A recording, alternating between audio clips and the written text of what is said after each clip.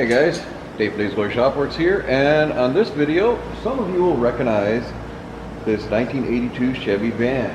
This is sort of affectionately being called the LS Sleeper van.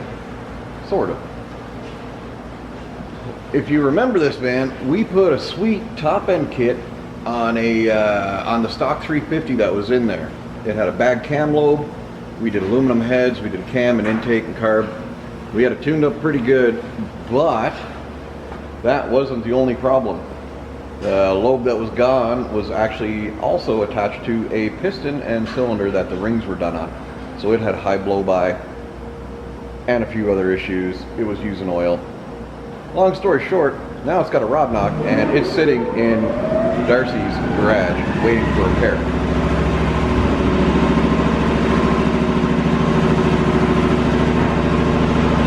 Now, we've installed an LS 6-liter in this thing, and it works like a hot damn. What we're doing now today is just a few little creature comfort deals. Darcy has pulled the fuel tank back out. He installed a pump in the tank, but he's got a fuel level reading issue. And I am going to take care of a lack of heat. We are getting into our winter in northern Alberta, and he has a lack of heat. So we did some checking the other day and found out that one of his heater hoses has a kink in it, where it goes into the factory van hose harness. Now, that's going to be an interesting fix, but I think fairly easy. We don't have a formed 90-degree hose, which would take care of all the issues, but we do have enough hose to make a loop, and it's a good strong hose, stronger than the factory stuff.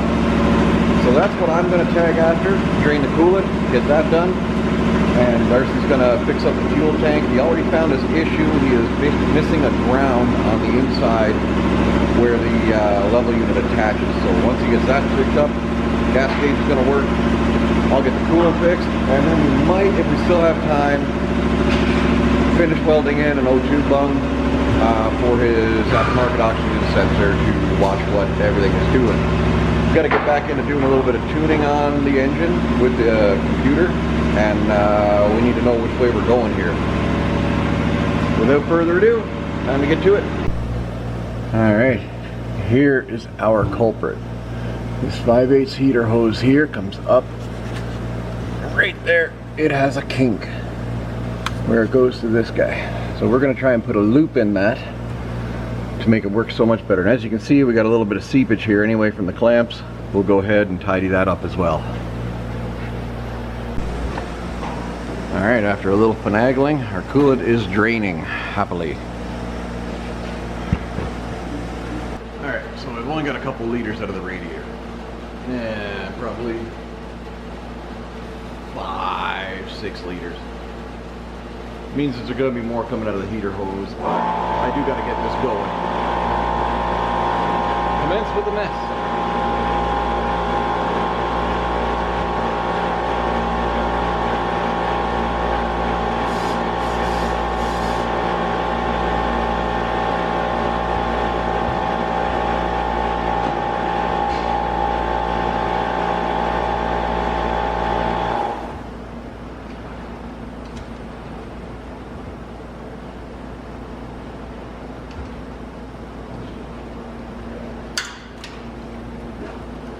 Not bad, catching most of it.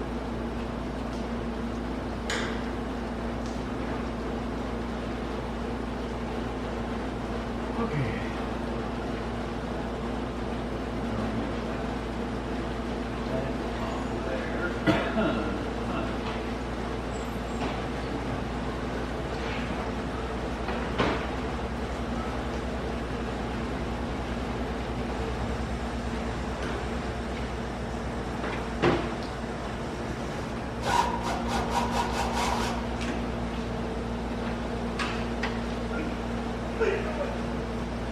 Your coolant kind of leaves something to be desired. What's that? Your coolant's a little mucky looking.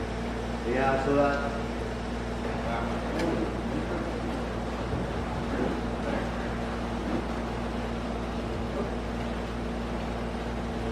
Only a little mess on the floor.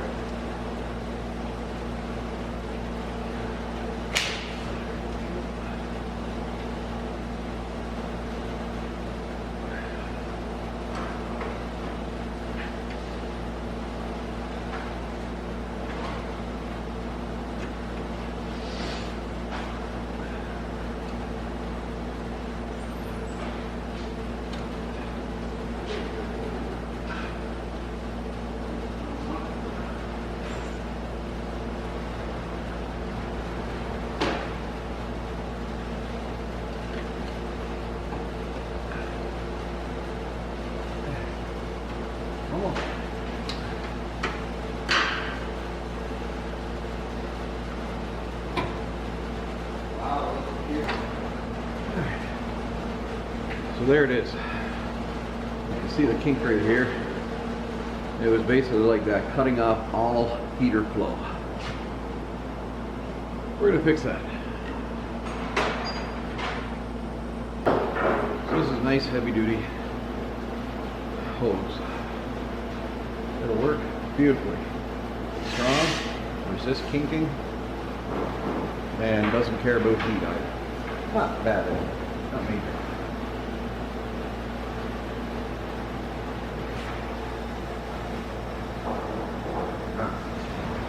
This is going to be a two-hand operation.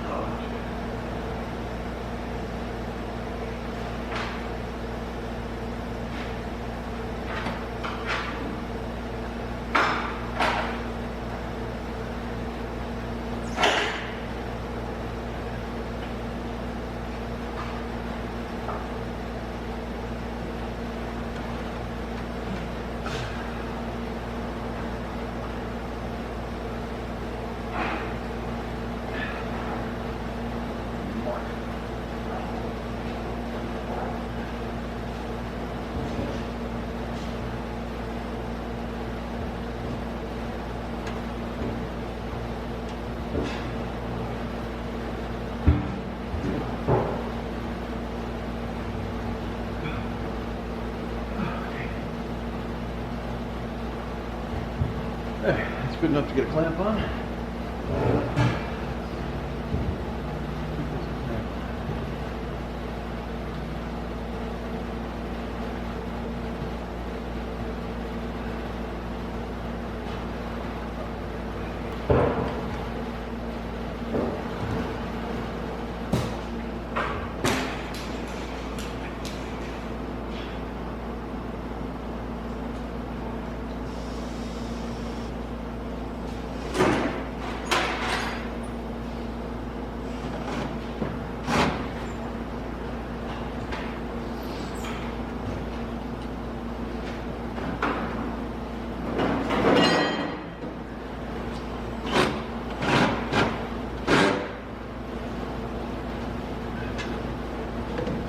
Alright, one clamp tight.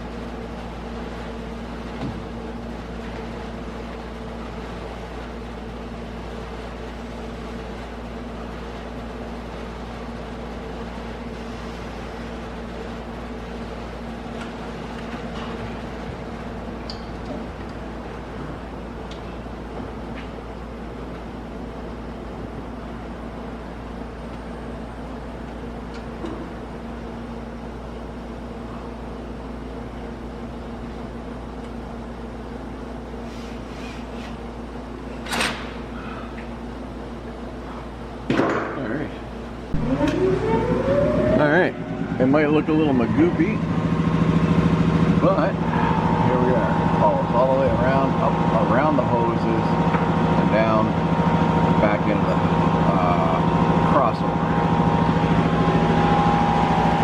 And that will take care of the lack of heat Darcy's been having with the van. Now let's see how the fuel system's doing.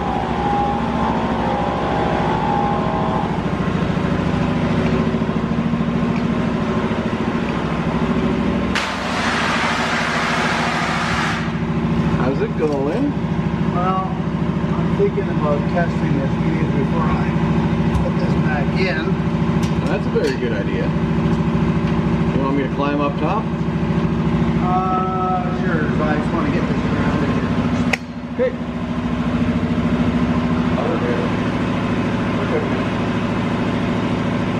Sure? Okay.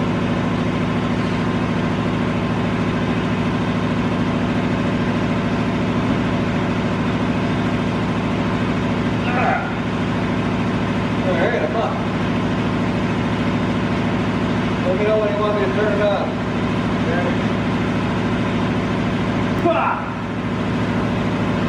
Alright, hopefully there's not going to be any sparking explosions, so give her! All right.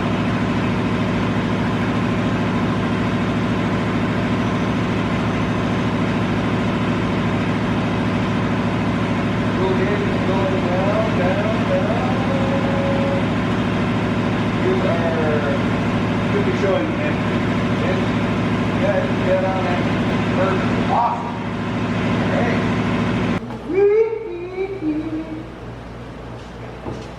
Alright.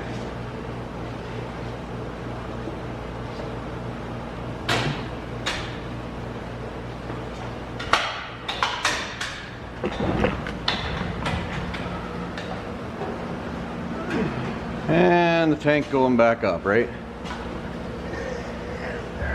Excellent. All right, that's two things, guys. Fuel tank, fuel level unit repaired. It was missing a ground, and the heater hose is rerouted. Not bad. Next up is hopefully weld in that O2 bung, so we can get the O2 sensor hooked up and running. That'd be cool. All right, we are back down on the ground, and Darcy has the fuel tank back in and done. The O2 sensor is now installed and plugged in, and here is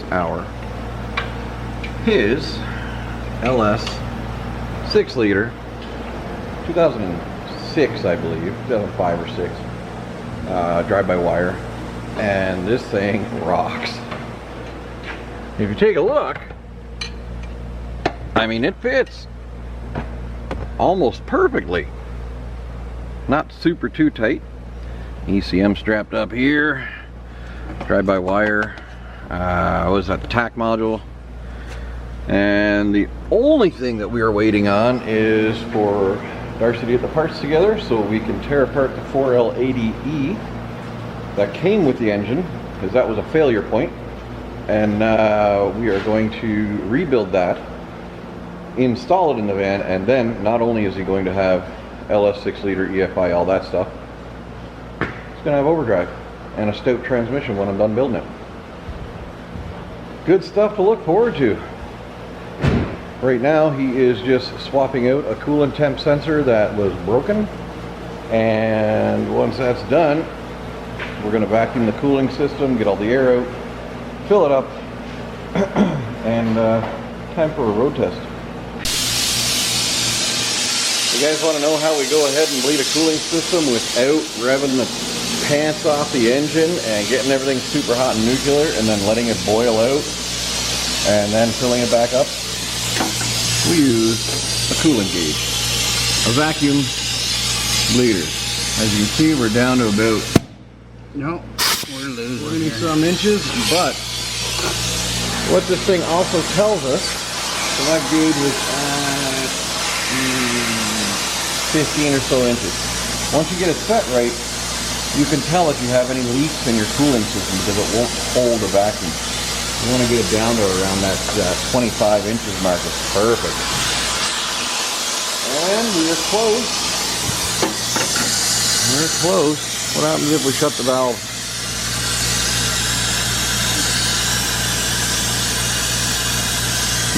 Still losing.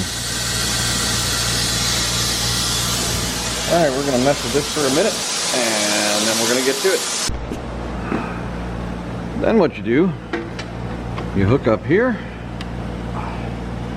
and you just literally pull the coolant in. You can see the gauge is pulling away, and it is pulling coolant happily until we get full. It won't pull in any more than it needs because it has a volume it has to reach. So once the gauge gets down to about 3 inches of vacuum, then you're done.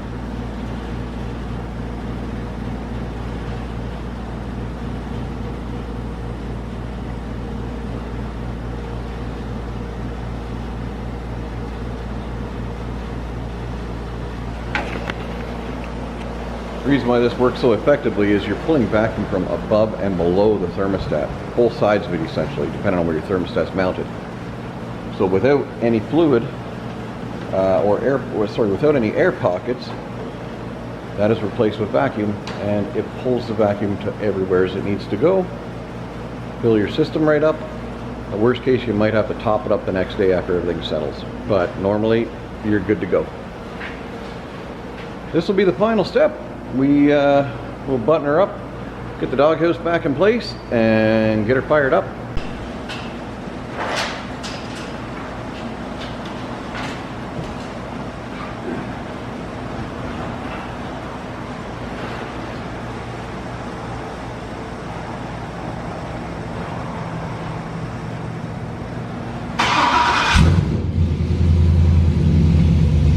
Oh, she sounds so good.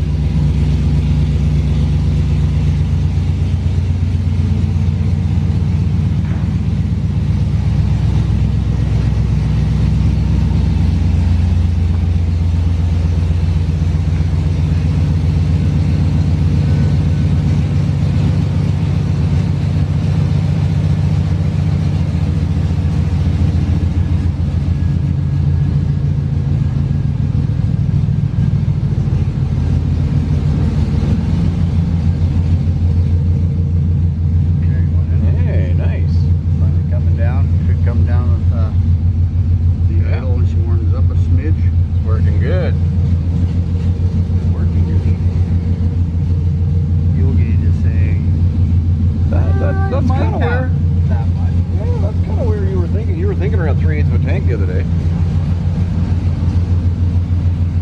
So it looks like we got some success. We got a coolant back in it, proper cooler and temp sensor in, air fuel meter's working, fuel gauge is working, and he should have heat coming out of his heater core finally. Pretty happy. A little bit windy out, so I don't know if you're going to get to hear a video clip of this thing ripping down the street or not, but we're going to try.